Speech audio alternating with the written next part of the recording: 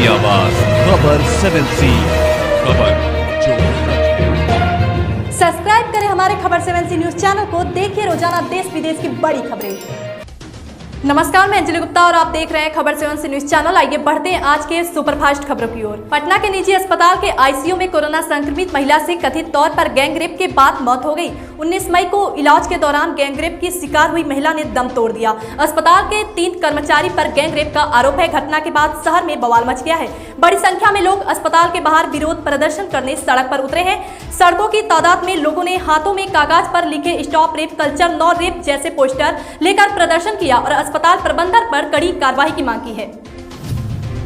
देश में कोरोना संक्रमण के साथ साथ अब ब्लैक फंगस तेजी से पैर पसार रहा है। केंद्र सरकार ने सभी राज्यों को पत्र लिखकर इसके लिए सावधान किया है और इसे महामारी एक्ट के तहत अधिसूचक रोग घोषित करने को कहा है। बता दें कि इस खतरनाक ब्लैक फंगस से देश में अब तक 100 से अधिक मरीजों की मौत हो चुकी है, जिसमें महाराष्ट्र में सबसे अधिक 90 लोगों की मौत हुई है। वहीं हरियाणा और मध्य प्रदेश में क्रमशः 14 और 10 लोगों की जान चली गई है।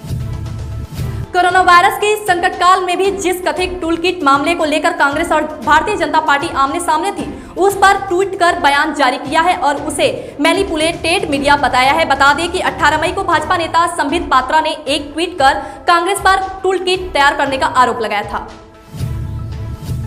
महाराष्ट्र में नक्सली विरोध अभियान को लेकर एक बड़ी खबर सामने आ रही है। महाराष्ट्र के गढ़चिरौली में पुलिस और नक्सलियों के बीच मुठभेड़ हुई, जिसमें 13 नक्सलियों के मारे जाने की खबर है। बता दें कि महाराष्ट्र पुलिस की C60 यूनिट और नक्सलियों के बीच मुठभेड़ हुई। गढ़चिरौली के DIG संदीप पाटिल ने इसकी जानकारी दी है। देश भर में कोरोना संक्रमण की दूसरी लहर का प्रकोप छाया हुआ है। इस घातक महामारी के बीच मध्य प्रदेश के दमोह में उपचुनाव कराना जाना लोगों के बीच जानलेवा साबित हो गया है। चुनाव कराने के लिए दमोह जिले के 800 शिक्षक शिक्षिकाओं की ड्यूटी लगी थी। इनमें से 200 शिक्षक चुनावी प्रशिक्षण लेने और इसके बाद मतदान कराने में संक्रमित हो गए हैं। चुनाव में ड्यूटी पर लगाए गए कम से कम 17 शिक्षक, राजनेता व परिजन कोविड की चपेट में आने से अपनी जान गंवा चुके हैं। इस कारण शिक्षक के परिजन में सरकार व प्रशासन के कारण रोष है।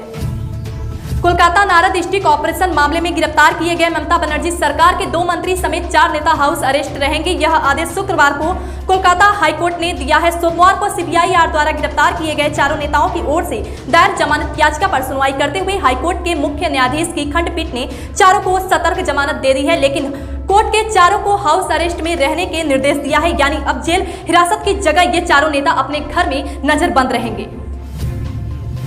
पणजी में बढ़ते कोरोना संक्रमण को देखते हुए गोवा में 31 मई तक कर्फ्यू बढ़ा दिया गया है। प्रदेश के मुख्यमंत्री प्रमोद सावंत ने इसकी घोषणा की है। बता दें कि इस वक्त कोरोना की दूसरी लहर से देश जूझ रहा है। संक्रमित की बढ़ते रफ्तार को देखते हुए अधिकतर राज्यों में लगातार लॉकडाउन और नाइट कर्फ्यू बढ़ाया जा रहा है। फिलहाल गोवा में 9 मई से 23 मई तक सख्त राज्यव्यापी कर्फ्यू लगाया हुआ है। इसकी जानकारी देते हुए मुख्यमंत्री प्रमोद सावंत ने बताया था कि इस दौरान आवश्यक वस्तुओं की दुकानें और किराना की दुकानें 7 बजे से 1 बजे तक खुली रहेंगी। वही दवा की दुकानें सामान्य रूप से खुली रहेंगी।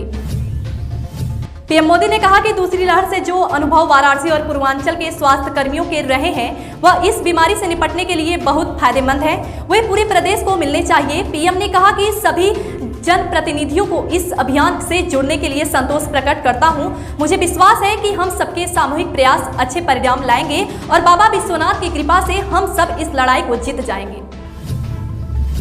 नई दिल्ली कोरोना महामारी की दूसरी लहर अपना कहर बरपा रही है। इससे निपटने के लिए केंद्र सरकार लगातार कदम उठा रही है। लोगों से मास्क लगाने और शारीरिक दूरी बनाए रखने की अपील की जा रही है। इसके बावजूद कुछ लोगों को यह समझ में नहीं आ रही है और वो लगातार इसकी अनदेखी कर रहे हैं। केंद्र की हालिया रिपोर्ट से यह बात सामने आई है कि देश की करीब 50% आबादी ऐसी है जो मास्क नहीं लगाती है। केंद्रीय स्वास्थ्य मंत्रालय ने शुक्रवार को इस बारे में जानकारी दी है।